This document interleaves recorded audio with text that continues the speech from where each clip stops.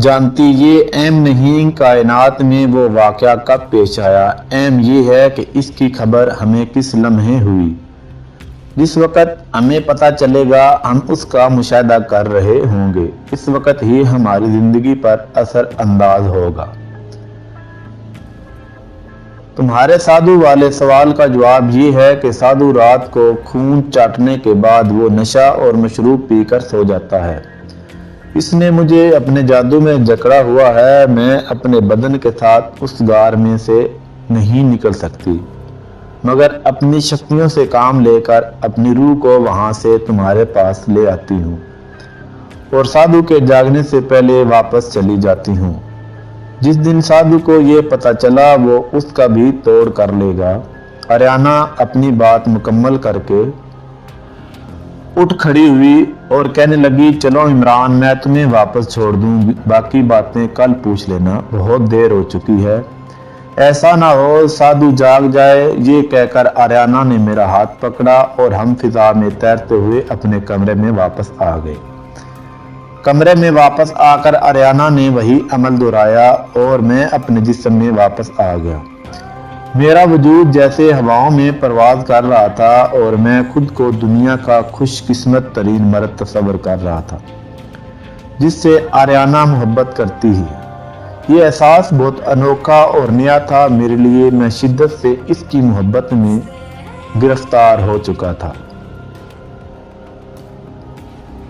کچھ دیر بعد اس کی سرگوشی گونجی، الوداع عمران، میری جان، کل ملیں گے۔ میں اس کی آواز سن کر واپس حواس کی دنیا میں لوٹ آیا۔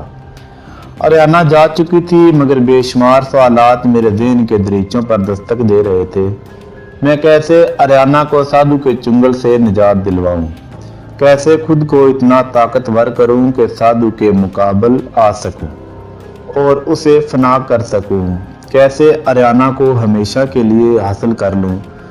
یہ ان جیسی بے شمار باتیں سوچتا ہوا میں نیند کی وادیوں میں اترتا چلا گیا۔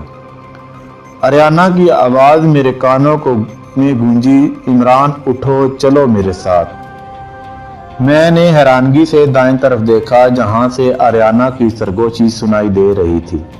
آریانہ جان، سامنے آؤ، میں نے محبت سے کہا۔ نہیں عمران، اٹھو، وقت ضائع مت کرو، نہ کوئی سوال، بس ایک کپڑے کا تھیلا پکڑو اور میرے ساتھ چلو۔ آریانہ کی آواز میں بے چینی عیاں تھی۔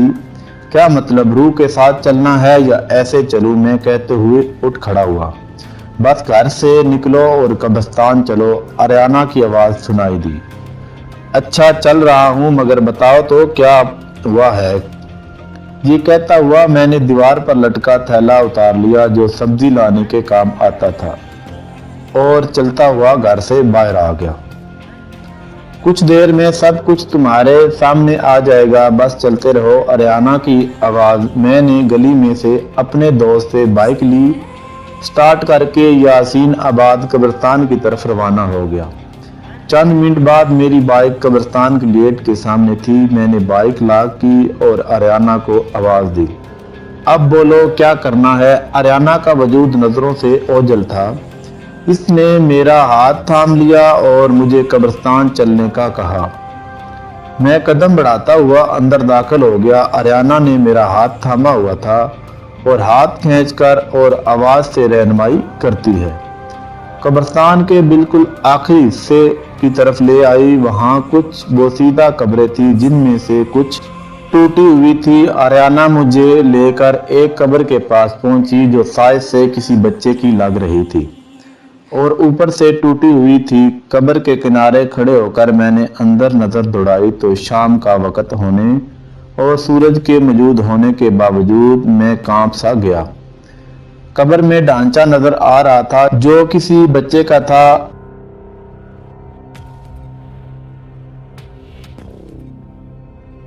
ہڈیاں بوسیدہ ہو چکی تھی اور کھوپڑی کا حصہ غائب تھا۔ عمران، کھوپڑی اٹھا کر تھیلے میں ڈال لو، آریانہ کی آواز کان میں گونجی اور میں دنگ رہ گیا۔ کیا مطلب کھوپڑی یار؟ مطلب کیسے یار؟ میں نے پریشانی سے کہا۔ میرا دل اس بات کے لیے آمادہ نہیں ہو رہا تھا اور کوئی چیز مجھے اندر سے کرنے سے روک رہی تھی۔ عمران، یہ بہت چھوٹا سا کام ہے مجھے پانے اور سادھو کو نشٹ کرنے کے لیے تمہیں بہت بڑے بڑے امتحانوں سے گزرنا پڑے گا۔ تم پہلے قدم پر ہی پیچھے ہٹ رہے ہو۔ کیا تم میری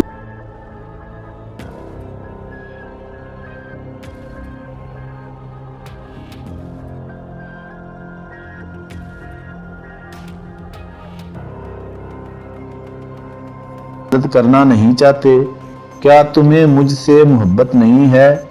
کیا تم چاہتے ہو ہمیشہ کے لیے سادھو مجھے قید کر لے؟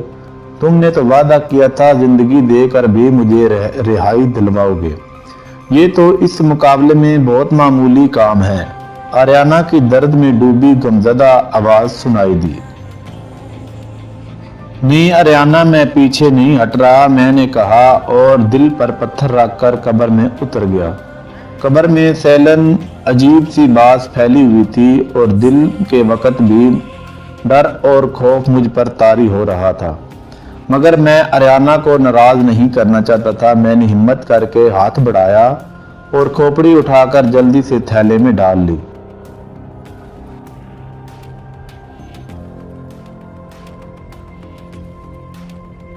ابھی میں قبر سے باہر آنے کا سوچ رہا تھا کہ آریانہ کی آواز گونجی، عمران، کھوپڑی کے ساتھ دائیں ٹانگ کی ہڈی بھی اٹھا لو۔ میں ایک کام کر چکا تھا، نہ چاہتے ہوئے بھی میں نے ٹانگ کی بوسیدہ ہڈی اٹھائی اور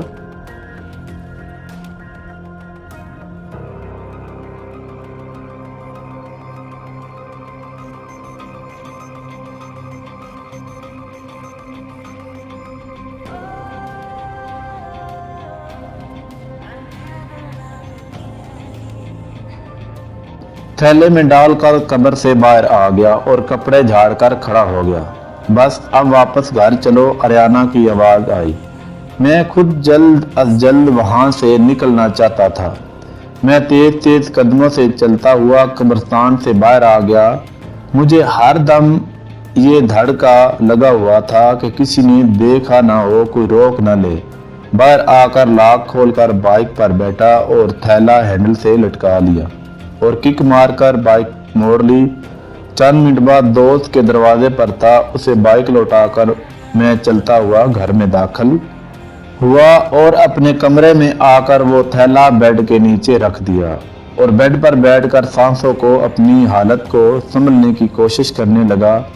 میں نے کچھ دیر بعد بیڈ کی سائیڈ پر پڑے پانی کے جگ سے گلاس میں پانی بھرا اور گلاس اٹھاتے ہوئے میری نظر فقیر کی دی ہوئی انگوٹھی پر پڑی تو گلاس میرے ہاتھ میں کانپ گیا اور کچھ پانی زمین پر چھلک گیا۔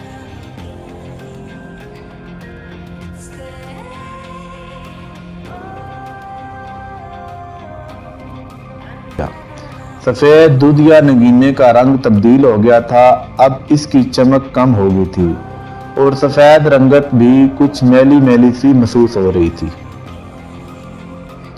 میرے ذہن میں فقیر کے الفاظ گونجنے لگے اور میں نے ڈرتے ڈرتے انگوٹھی انگلی سے اتاری اور روشنی میں لے جا کر غور سے دیکھا، مگر میرا وہم نہیں تھا۔ وہ انگوٹھی کی چمک کم ہو چکی تھی اور سفید دودھیا رنگت بہت معمولی سی مٹیالی ہو گئی تھی، جو بغور دیکھنے کے پر محسوس ہوا ہوتی تھی۔ کیا دیکھ رہے ہو عمران؟ میں اب جو اپنے خیال میں مگن تھا، آریانہ کی آواز سن کر اچھل پڑا۔ قبرستان سے نکلنے کے بعد آریانہ کی آواز نہیں سنائی دی تھی، میں سمجھا وہ چلی گئی ہے، مگر دوبارہ اچانک اس کی آواز سن کر میں پرسکون ہو گیا۔ ہاں عمران، اس فقیر نے ٹھیک کہا تھا، ایک وقت آئے گا یہ انگوٹھی سیاہ کالی ہو جائے گی۔